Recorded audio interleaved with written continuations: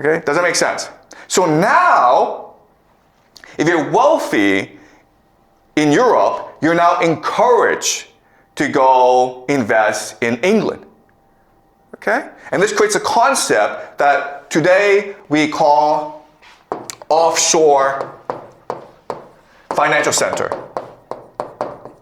or OFC. Okay, so think of like Dubai or Hong Kong, where they don't care where the money comes from. Okay? Their legal system, the financial system will help protect this money.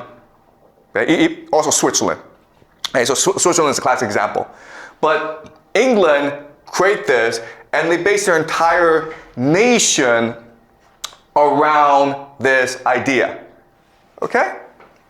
Now, the first major test to the system was Napoleon, because Napoleon was about to conquer Europe, and England couldn't have that, because if Napoleon conquers Europe, then Napoleon could control all the wealth of Europe. He could make sure that no wealth is transferred over to England. He could basically blockade England. So what Britain did was they financed 7 wars against Napoleon. And they lost 6 of these wars. And they won the last war, which created the British Empire. Okay? So now Britain is a global financial empire. Okay, so this is the East India Company. Okay?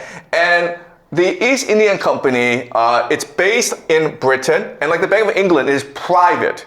And what it does is it primarily engages in trade with India, as well as the East Indies, okay? So what England will do is they will colonize India and steal all the wealth of India, primarily by de-industrializing India. So India had textile factories, but England, through a lot of policies, just bankrupted the India textile industry and transferred it over to England, okay? So now what's gonna happen is this. What's gonna happen is that resources from India, okay? Agricultural products, resources are gonna transfer over to England. England is gonna, with its factories, make goods for India. So basically, the entire deal is, we Britain give you India $10, and India you give $1,000, okay? So basically, we give you $1 for the goods you give us, and then you pay us $1,000 for the goods we give you, okay? So very quickly, this bankrupted England.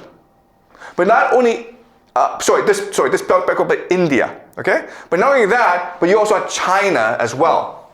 And the same idea was the opium went into China, and then silver and money went back to England. Okay?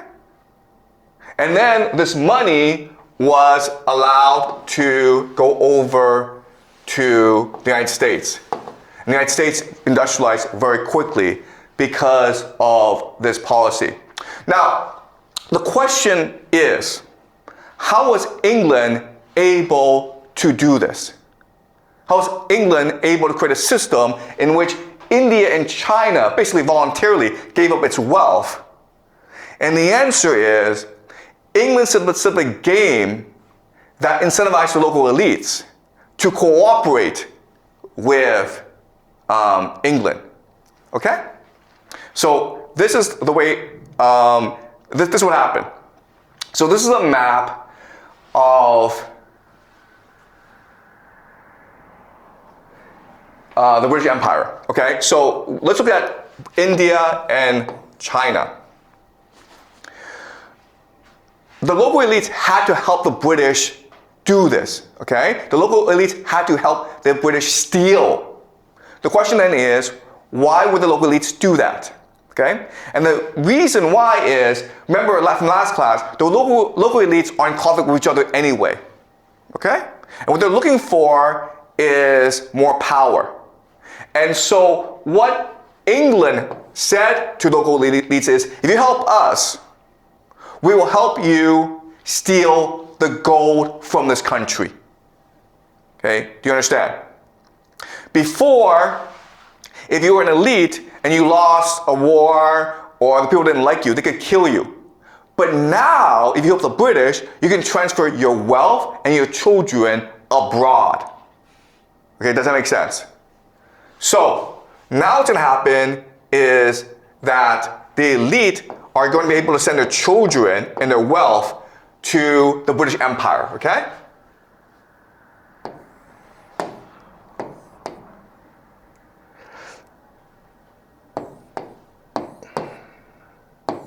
Okay? And there are certain mechanisms that allow them to accomplish this. The first mechanism is, of course, finance.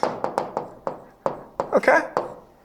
So, not only are you allowed to transfer your capital to the United Kingdom and its colonies, but they will disguise it for you. This is what we call money laundering, okay? Money laundering.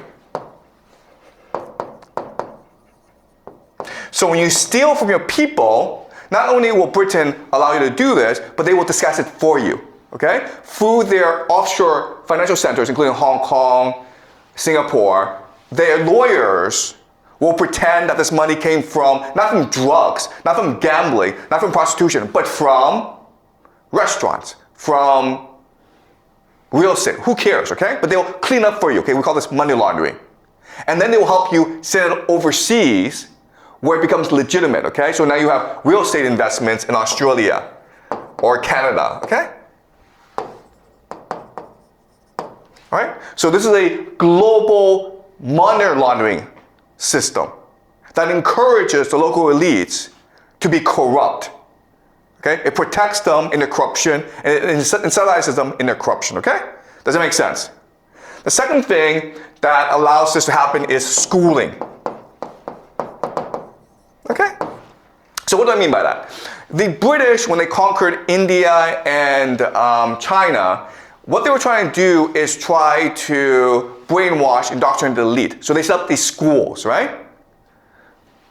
And when you went to these schools, what did you learn? You learned English. But when you learn English, what do you learn? You learn that British culture is superior to your local culture, right? When you're learning English, you're learning about Shakespeare, you're learning about British philosophy, you're learning British history, and as a result, you slowly come to believe that the British are superior to us, and therefore I should try my best to be British. Okay? And also, what's really important is that the schooling system allows for mobility. Okay? So if you are a really smart person in China, well, there's really little mobility for you in China. But if you go for the British system, you might win a scholarship to go study at Oxford or Cambridge, okay? You even might become a Rhodes Scholar. So a Rhodes Scholar, it's basically a secret society, okay, guys? But the idea is that all over the British Empire, the very best students will be selected to go to Oxford where they become best friends. Okay? And their mission will be to spread the power of the British Empire all around the world. And it works really well. Okay? This is an indoctrination system for local elites. And it works really well because remember, if you're a really smart person, the British offer you more opportunities for mobility than your own country. Because in your own country, the system is very hierarchical. It's static. There's really no mobility, right? But if you're really smart and you obey the British and you believe that the British culture is the very best in the world, you might become a Rhodes Scholar. And then you become part of the British Empire. Okay? And that's how the British were able to conquer the world. And the third thing, of course, is the Navy. Basically, the Navy ensured that Britain was the greatest military power in the world. If they didn't like you, they would come and destroy you, okay? That's what happened to China during the Opium Wars. There was nothing that could destroy the Navy. And so, these three things, okay? Finance, the Bank of England basically, schooling, or the idea of soft power, British culture, English, okay? And the third thing is the Navy created really the world's first great world empire. So as you can see, Britain spread all around